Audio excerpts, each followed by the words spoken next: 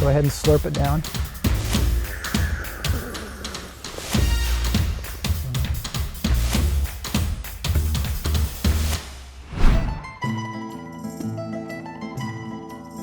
One of our favorites is olive oil cake. One of my favorites. And so please feel free to try some of that as well. Absolutely. I'm Gabriel Ornelas, host of Off-Road Confidential by NewsNation. I'm half Italian, big lover of olive oil, put it on everything. In fact, my grandmother used to put it in my hair when I was younger as a moisturizer. So excited to see the incredible work that they're doing. And yeah, I think we have an amazing day ahead.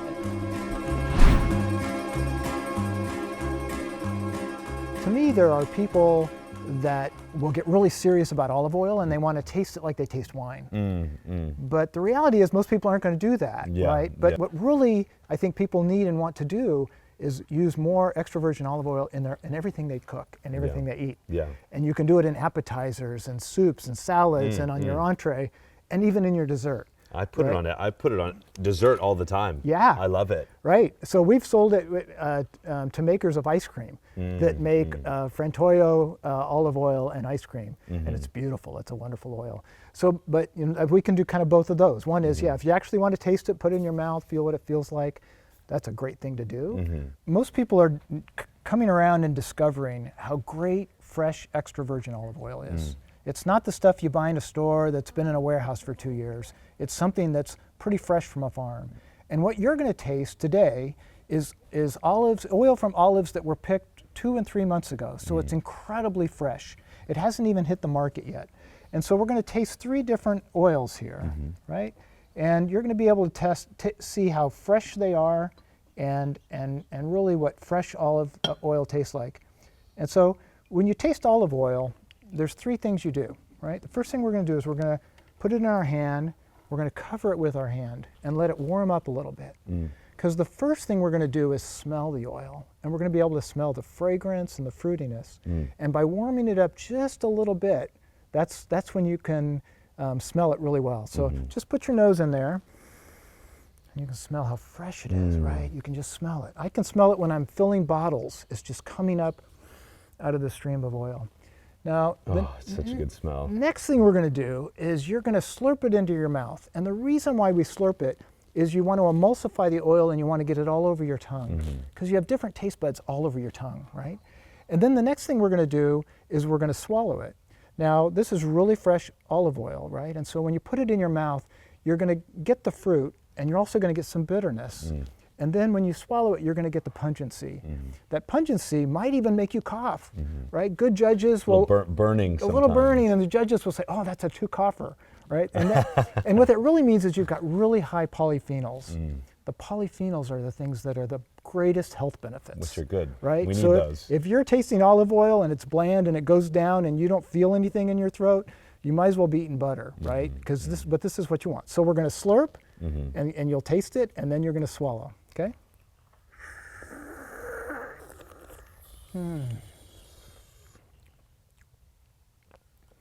And you can taste different notes in that, different fruitiness notes.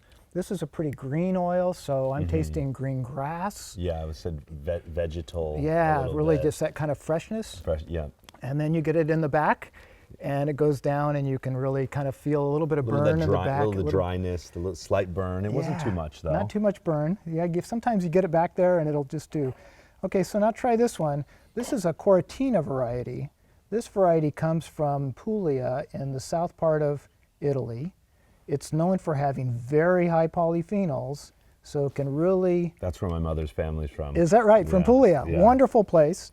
In lots of places, all around the Mediterranean, they grow olive trees. There's more than 200 varieties. You just go all the way around, around the sea. Every place has their own variety, right? So that first variety we picked, we tasted was Frantoio from Tuscany. This is going to be Coratina from Puglia, down in the south part of Italy. And down there, it's the only tree they'll grow. And almost all of the oil that they're eating down there is Coratina. So we're going to smell it. It's got a slightly different bouquet. A little different on the nose, yeah. A little different on the nose. Some people really, really like Coratina olive oil. Okay, and then we're going to go ahead and slurp it down.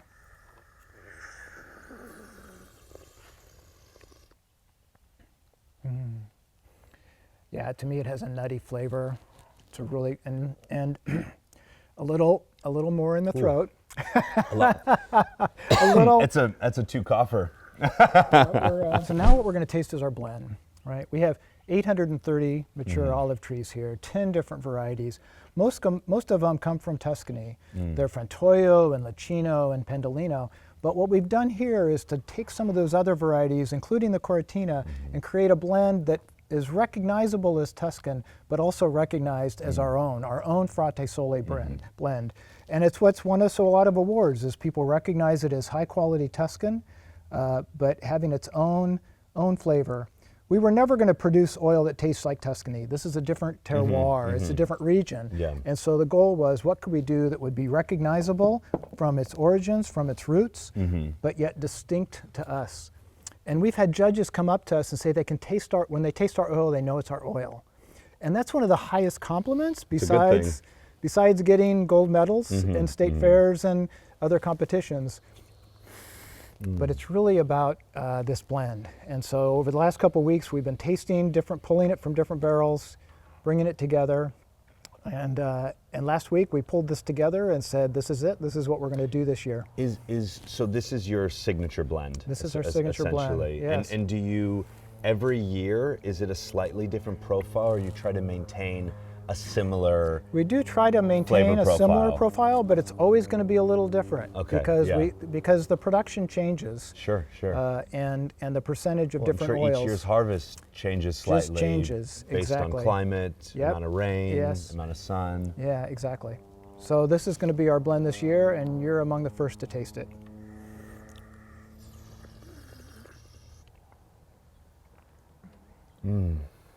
And when we get this right, you get some of that early season flavor, the grassiness. Some of the, you get the some vegetal, grassy, and then a little bit of the nuttiness as well. Yes, this is later season stuff, and then the polyphenols will hit a lot you of this one felt like it had a little bit more body to it. I don't know if maybe I took more. Nope. I took more in, but that's because it's got that blend of different olives there. Yeah, no, it's incredible. Well, congratulations. Well, thank you. It's nice to try the new signature signature profile before it's out. Talk about climate, because as we were talking earlier, olive tree. I mean, I love them. They're so beautiful. They're so beautiful to look at, but they don't grow well in every climate. There's only really specific climates, and this is one of them. They grow really well in California. And of course, when the Franciscan friars came here in the 1700s, one of the things they did was bring olive trees with them. And so when the original missions were developed in California, there was mission trees planted at each of those, mission olive trees planted at each of those. That original variety came from Spain. They can't find that variety in Spain anymore. Wow. So the only place we have mission olives is in California, and it's the only olive that now gets assigned to California because it's not found in any of the nations around the Mediterranean. And what olives like is really warm weather. They can take dry weather. They can grow on rocky soils. They don't need great soils. You have to have some chilling hours. It's hard to grow these in places that never gets cold, but it can't get too cold. You can see they're evergreen trees, so any place that snows, any place that gets down into the teens, you're not going to be able to sustain an olive tree for very long. But this is the right climate. We have wet, cool winters, as you're experiencing now, and we have really hot, dry summers. And that's what really allows the trees to grow vibrantly and to put on a good crop, and then to become ripe at that season in late October, early November when we pick them. It's really exactly what the trees need. Why olive oil? Well, a couple of reasons. We bought a small farm. It was 20 acres of weeds. We wanted to do two things. We wanted to bring half the land into production, and we wanted to restore habitat on the other half of the land. And one of the reasons why we came to Yolo County here in Northern California was it had a reputation, a well-earned reputation for preserving agriculture and for doing land stewardship within its agriculture. We have a lot of the pioneers about how do you farm in ways that are actually good for the environment. And so that's what we wanted to do on our small parcel. We don't have very good soils here, and so we started planting lots of things to figure out what we could do. And it turned out olive trees grew really, really well. It also What does that mean? We don't have really good soils. What is the soil composition here? So this is a heavy clay soil, and we've had to grade it in ways to make sure it drains so that the trees stay drained. So for instance, we couldn't grow grapes very well. We've got some grapevines, but they aren't nearly as, they don't grow in ways. They're not showing off. These things just grow like crazy here. So we've just got that right mix of soil and sun. And then the other thing that was really important was in small scale agriculture like this, if you're gonna actually make it work, if it's gonna be economically viable, you have to do a value added product. If we just picked these olives and sold them to somebody else making oil, we wouldn't make enough money to pay for the diesel in the tractor. No. But if we can produce a really high quality product and sell it directly to customers without any middlemen in the way of that, then we can actually create an economically viable business. And so that's what olives allowed us to do. It was something we could do on our land. We could grow them well, we could produce a product and sell it in a value-added way directly to customers. And that's turned out to be a whole lot of the fun, because we know almost all of our customers, right? They come out to the farm to fill their jugs. They write into us and they say we're ready for more. They find us in restaurants or in the stores we're in, and then they come out here. There's always an invitation for people to visit. We love it when they visit. They bring their families. We have people that come and then bring their families at Christmas time because they want to show off that they know where their olive oil comes from and that they've met their friends. So it's that connection from being able to do something that's high value, high quality, healthy, and then to connect directly to customers that has made this prosperous project in many ways. Yeah, I asked why olive oil because I figured it was sort of a trial and error to maybe get to that, but now it's obviously a big part of what you all do, and you're an expert now in this space and obviously very passionate about it. Yeah, we love it. It's really great.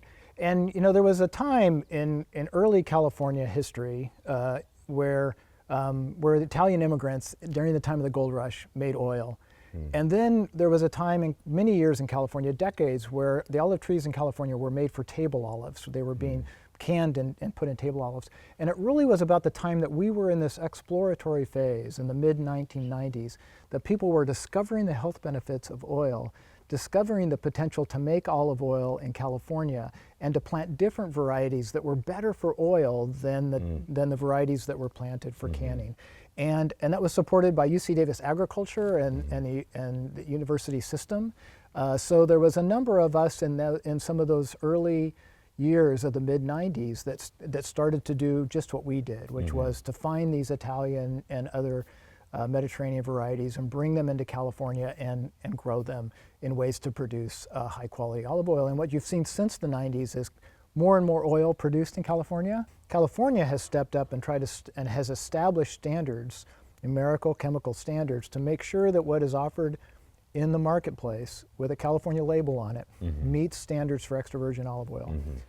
And so if you buy from me or from any other California producer that's meeting those standards, you know you're getting high quality extra virgin olive oil. And at that level, that's where you're getting the polyphenols that are just so good for you in so many ways. And they're honestly still discovering exactly how that means. And then they're taking things where there are indicators that it's good and that they're proving it, right? So we're still on this learning curve of how good it can be for you. What excites you the most? It's those relationships, right? You know, the genesis of the farm to fork movement was to create more economic opportunity for agriculture to reach that end product. And by doing that, keeping more of the agricultural dollar here at home, on farms or within your community. That's really different than industrial scale agriculture, where you grow acres upon acres of corn or soybeans, and it goes into a silo and you never know where it's going to go, right? And so the whole farm to fork movement was about building those relationships and understanding and capturing the economic value of what we were doing here as being special. I think what has since been discovered is all those other relationships that come with that, where chefs get to know growers like us. We have a chef at a restaurant that we've been selling oil to for 25 years. Wow. And it's just that kind of relationship that is really truly meaningful. And then that's where you find the customers, right? And you know who is really buying your stuff. So we're all enjoying the fact that we live in a place that can produce so much high quality agricultural and food products. And you know, when people say, how do I know if my olive oil is really good? I say, know your grower. Right? If you know where if you go talk to your grower and you know where it's coming from, it doesn't have to be me. Just ask him. Just ask him, right? You don't have to trust a label, Yeah. right? You don't have to trust a seal from a government agency. Nobody comes out here to fill their jug wondering what's in their olive oil or where it came from or whether it's high quality. Everybody knows. Well, I think that goes back to a theme of conversation we've been having, which is people have become so disconnected to nature, to themselves, but obviously their food. Yes, 100%. And so regaining that connection, I think, is such a important component, not only for people outside of our state, but people who live in this state to be able to reconnect. We're so fortunate to live in a state that has incredible natural wonders and also incredible agricultural land. You know, we in part provide a lot of produce for the rest of the country. Yes, 100%. Yeah. And you know, I think those relationships kind of up the standards on all of us. How we care for our land, how we're caring for our soil. These trees, unlike any other agricultural crop I know, can live hundreds of years. Right? We do everything to these trees as if they're going to be farmed 5 generations from now. That's how we take care of them. And there's a different mindset when you're thinking that way, right? We're not going to. There's a different mindset if you plant an almond tree and in 20 years it's going to be pulled out and another almond tree is going to be put in, and that's just very much part of how we think about what we're doing out here. What is your hope for this product as it continues to move through the market and find its audience and find its community? Well, our ambition has never been to be the biggest, obviously, right? And so much in business is, right? Unless you're the biggest, you're not the best. And it turns out in products like olive oil, that's not true at all. We can completely de-link best from biggest. And so our goal has been to be the best. We want to be recognized for producing consistently high quality, healthy olive oil that has that distinct flavor that people say, we know this is Frate Sole. And they know what's behind it.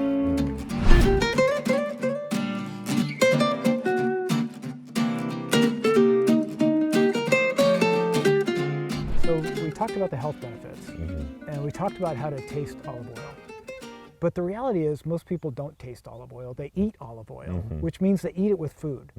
And what's really fabulous about olive oil is the more you play with it and the more you cook with it and discover it, you find out you can do all kinds of things with it, right? So it's like every time I think about this and my wife thinks about it, we come up with something different to do. Yeah. And you can literally do it from an hors d'oeuvre where you're tasting it with balsamic vinegar. And so, Gabe, Don't mind if I do. This is a balsamic vinegar from Copper Hill. They're one of our neighbors. They started producing this maybe 10, 15 years ago. It's wonderful, it's beautiful. We don't need to be in the balsamic vinegar business. We're in the olive oil business, but it pairs really well with ours. So we can support each other. We make sure the customers know about it. We actually buy it from them and sell it with ours if that's what people want. So that's back to that community approach to what we're doing. Yeah. But my wife has made some chimichurri here. She loves to play with different herbs and use it, so I'd invite you to taste that as well. Absolutely. And so these would just be appetizers that you can build the olive oil into. Of course, you can put it on salads. I never eat a salad without drenching it in olive oil, even if I'm putting it on blue cheese dressing or something. I love the extra olive oil on it. We drizzle it in all of our soups. Last night for dinner, Andrea made a cauliflower and carrot soup. And the first thing I thought when she said we're having cauliflower and carrots, and I said, well, how about some potato and beef? What else can you put in that soup? But it was fabulous, right? Yeah. She made this wonderful pureed roasted carrot and cauliflower soup that was even better when you just drizzled a tablespoon of olive oil on it. And it's warm and it volatilizes that fragrance and it comes up. And that's the soup. The next shoot we do, we're doing it when she's making the next suit. Okay. Okay. We need to coordinate schedules. There's a little left over there inside. I noticed, Gabe. I was going to suggest that.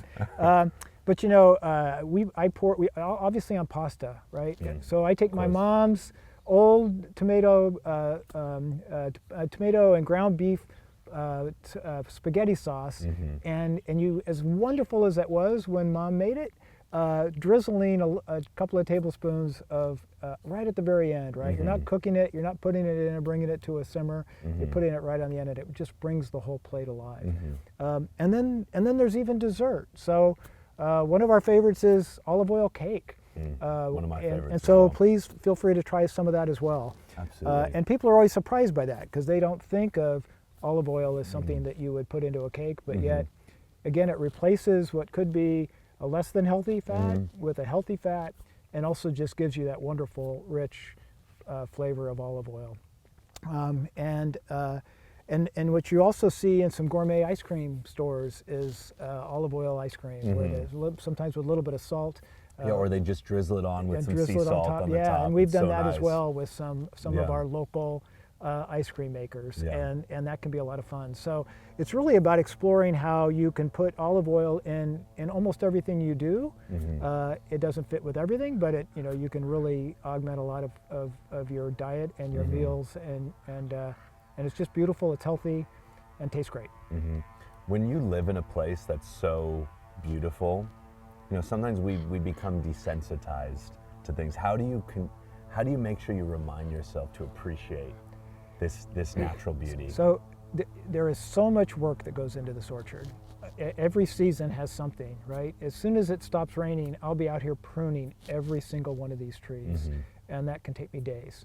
And then we'll be fixing the irrigation and getting that up and running for the summertime. And then we'll get close to the harvest, and we'll have to do all the harvest prep, and then we'll have to do all the harvest, and then we'll be right where we are now, which is blending oil. So there's always a lot of work.